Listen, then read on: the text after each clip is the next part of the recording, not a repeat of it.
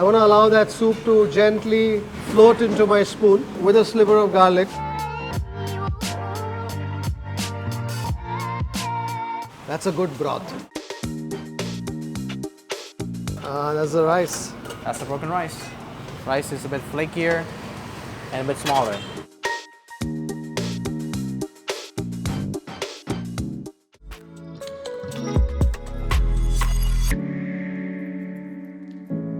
I don't think I've ever done a happy dance on the show. Happy dance it is.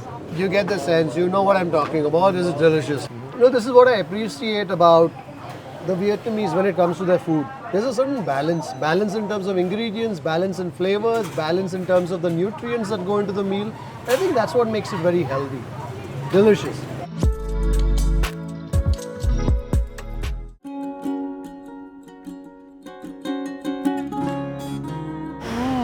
Anything fried has to be delicious, and especially if it's fried dough. And if that fried dough is stuffed with an egg custard, well, it takes the enjoyment to a different level altogether. This is the soul of the majority of the Vietnamese cuisine. And that's our plate of Bánh cuốn nóng. banh Com Tam. Fantastic. I love the way Happy has organized this with everything that I need to savor in one bite.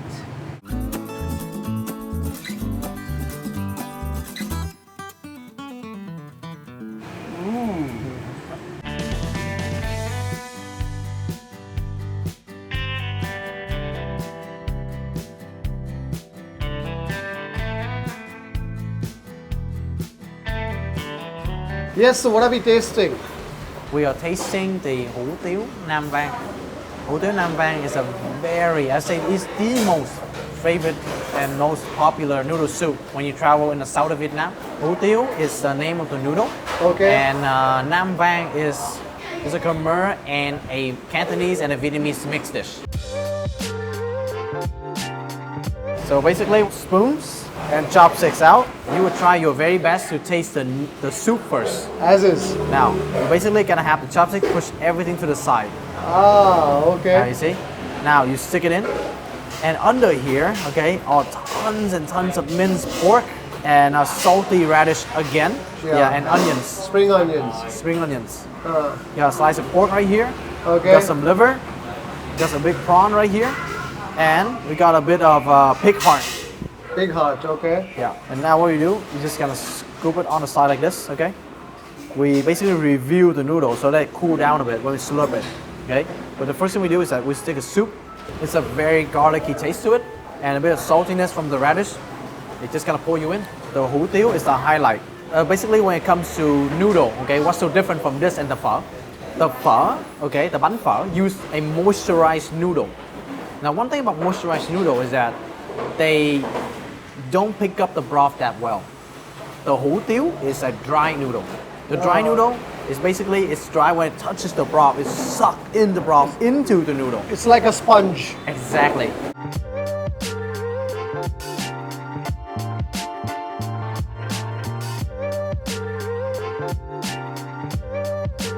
Oh no, it gives more bite to it than moisturized noodle. And I can taste the soup alongside with the noodle. I want to allow that soup to gently float into my spoon with a sliver of garlic. That's a good broth. So tell me the one thing that I find different between this and let's say the pho, and which is what I also noticed when I tasted bun bo recently. There's a bit of sweetness here. Yeah. Right? So that is the Cantonese side of the dish. Inside Cantonese cuisine, there's always a little hint of sweetness to it. A little hint of sweetness to it. And basically the topping, okay, the liver, the heart, the pork, that's basically the Khmer side to it, eating organs. Okay, so you basically don't waste anything. Yes. And then the garlic, the garnish, the greens on the side here. This is the southern Vietnamese thing. Right here. So this is a dish that draws many influences. Yes. You know, this noodle has acted like a sponge, soaking up all that garlic. Now, I'm gonna make myself a little happy mix. I have some of the soy sauce. Yeah, a little bit of their homemade chili oil with garlic mix. And then, if I can get some of the garlic right here. This is basically pickled garlic. Ooh, and the aroma coming from is so strong. That packs a terrific punch. Now, you have a spoon, okay? Okay. Full spoon, remove to half in the middle, okay? And then have some of that garlic in the middle also. Yeah, it's got a rest there. This is basically a dip for the meat and the heart and the liver. Now, I'm gonna make a little dressing. Okay. I'll have some of this herb right here, break it in half, have it sit in the broth. Now, please do enjoy some of the meat with this. So that's the pork. And do I dip a bit into that sauce Yes, you do. that you've prepared with such love?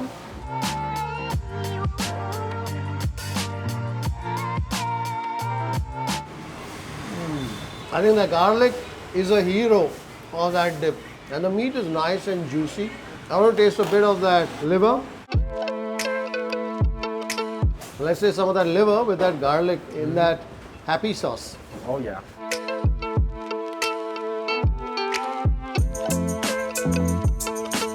You know, what's interesting with this liver here that I'm tasting is that there's a bit of a bite and that intensity which you taste in terms of that metallic meatiness, that iron-rich meatiness, is a little subdued. I think perhaps because of the sauce, because the garlic is quite easily the hero of that sauce. I think what also the sauce does is tame some of that aggression. Yes. You know, I think that's where the condiments help, whether it's the soy sauce or let's say that dip that they have or the garlic. It's big in its flavors, but it's not overly harsh. It's not a sort of garlic. I can feel a bit of that pungent heat now, but it's not enough to sear my palate. Yeah. I can still taste other things beyond the garlic, which is nice. Yeah.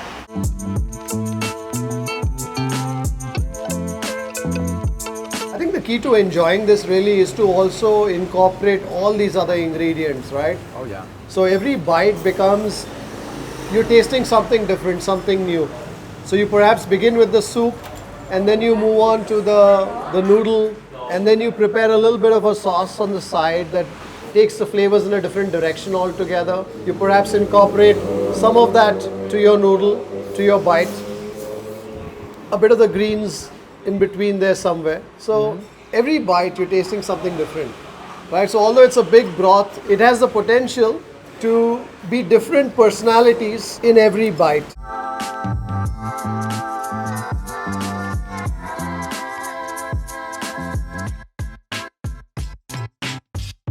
So what are we tasting here? We're gonna taste the classic broken rice Okay. with barbecue pork and omelette on top. Ah, so that's the barbecue pork there. Yes. So these are the other lunch dishes, I suppose. So the Com Tam, the translation is basically into broken rice. Okay, Basically, it's a farmer's dish. okay. So it began as a very humble peasant food, Yes. and today it's a food that's consumed by all classes. Yes, and it's a very famous dish. Of Saigon. Of Saigon. Ah, that's the rice. That's the broken rice. Rice is a bit flakier and a bit smaller.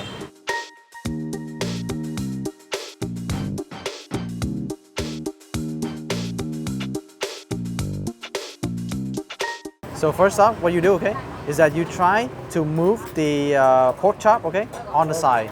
Pork chop on the side. Make sure the egg is landed right on top of the rice. Ah, okay. Now, what you do, you take some of the fish sauce, take the whole thing, you just dress it on top of the egg. There we go. Okay. Now, you mix it directly into the rice. Just destroy the egg. Destroy the egg. Yep. You mix it in, mix it up, just mix it up really well. Ah, so you're almost making like a egg curry on top of the com. Ah, I like this. The egg yolk and also that burnt, crispened edge of the egg. You That's got what you're like- smelling right there. Now, basically you try to have some of the pork. Okay. Just by itself. Yes, I'll help you hold the plate. Oh, it's so tender.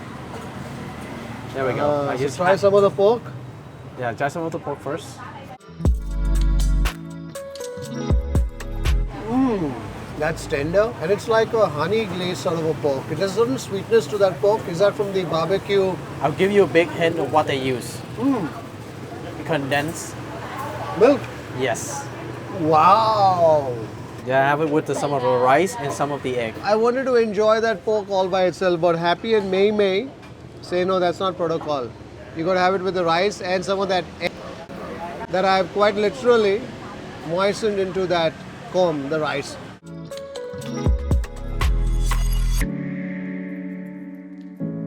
I don't think I've ever done a happy dance on the show. Happy dance it is. You get the sense, you know what I'm talking about. This is delicious. This is a perfect dish to have. You have some carbs in the rice, you have the protein in the egg, you have that protein decadence in that beautiful tender piece of meat, you have some veggies on the side. What more do you want? Perhaps just some fish sauce to embellish with this sour sweet twang. And you can pop on some chili, and it makes a big difference. So this is Yes. like some fresh red chili. Yeah, it's just right in there. Yeah. And just have just a little bit with the rice, like slowly. Yeah. Just like a little that. bit with the rice. Yeah. Yeah, with the pork and the rice, and oh my god.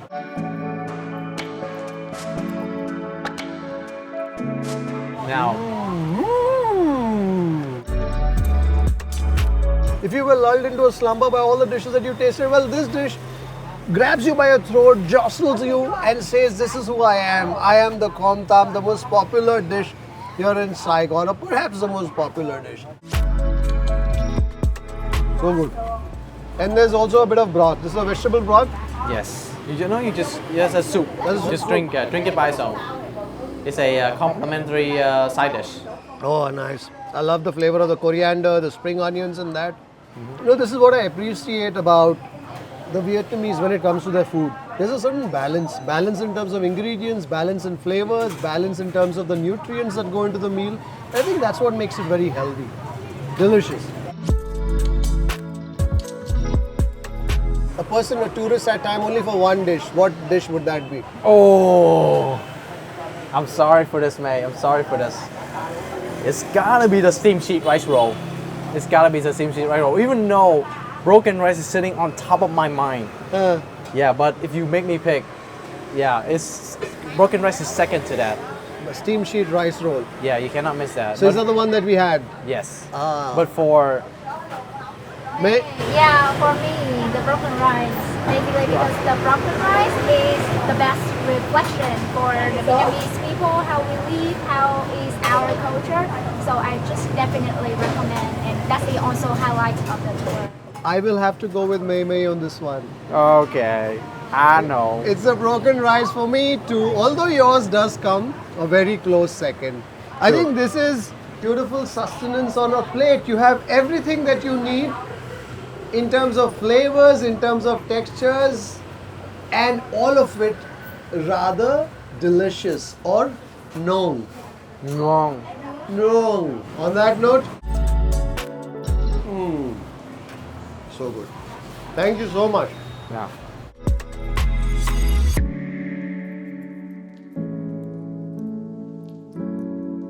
Alright, so that's our next stop already. Just around the corner from the Com Tam place.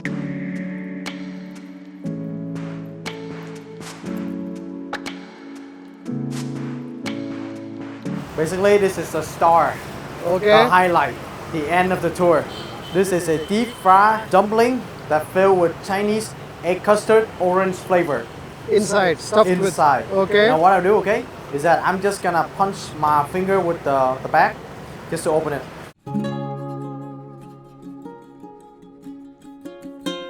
Ah, so that orange bit. So that's a custard, that's an egg custard in there. Yes. Wonderful. With orange juice flavor, yeah. With orange juice flavor. We're just gonna basically squeeze it up a little bit, have all that custard just rise up to the surface, Alright. and we just go in.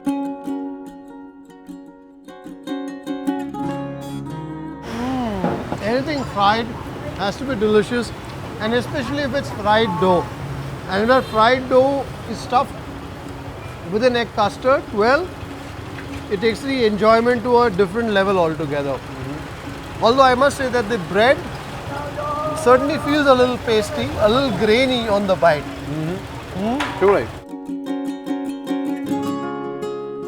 And in this custard also is there some flour, because I can taste a bit of the pastiness It makes up with the dumpling flour into the orange batter. into yeah. the orange batter as well. It's not overly sweet.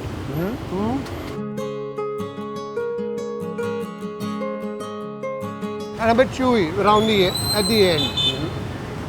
Now, this That- right here, That's a very wobbly it's called banh bò. bun bar. Now I know the sound of the word bò means beef or cow, right? But it actually means just rising up, just crawling to the edge. Yeah, because this the correct translation for this dish. It's called a rising coconut milk with rice flour mix and rice wine as the binder. Now, if I break it in half, okay, and you smell upon it, you got a heavy sense of that rice liquor right in the middle. This one certainly feels there's a bit of weight to it. I can definitely smell the fermentation, the fermented flavors, the aromas in that. Oh yeah. It's unlike what you're expecting, right? I was expecting to taste something which is very alcohol-like, you know, that fermented rice wine sort of flavor, Yeah. but it's quite fruity Very fruity. Made from coconut milk and rice flour. and rice flour. Very good. Gelatinous rice flour. And how do they stain it green with the color with some pandan leaf? Pandan leaf. Pandan leaf. This is delicious. I love this. This is very unexpected. The bun bao. Bánh bò. And the first dish was called Bánh bao chiên. bun bao Chiên. ting. Chiên is like deep fry. Bun bao ting, and this is a bun bao. Yes. I'm a fan of this. What I like is that these strands almost look like pomelo strands. So good. Well, thank you very much, May and Happy. That was a wonderful experience. I really enjoyed tasting so many unique foods. Many of the dishes that I've tasted today, I've not even read about it. I've not seen it on YouTube anywhere. So I think that's what I take back from this store. I take back many happy, delicious discoveries. So yesterday we are really carefully plan and choose for you about our food, because in here we have a lot of variety food options for you to choose. So we try to give you the best local experience here also. So yeah, me and Happy also want you to try the best local experience here. When you visit Ho Chi Minh City or the south of Vietnam, I basically provide free online guiding for those who travel here. So if you're on the street or you don't know where to go, you can easily contact me, pop me a picture, and I'll help you on the way. So until the next time, take care, stay safe, stay strong, and happy eating. Yes. Happy Happy eating. eating. Bye. Bye-bye.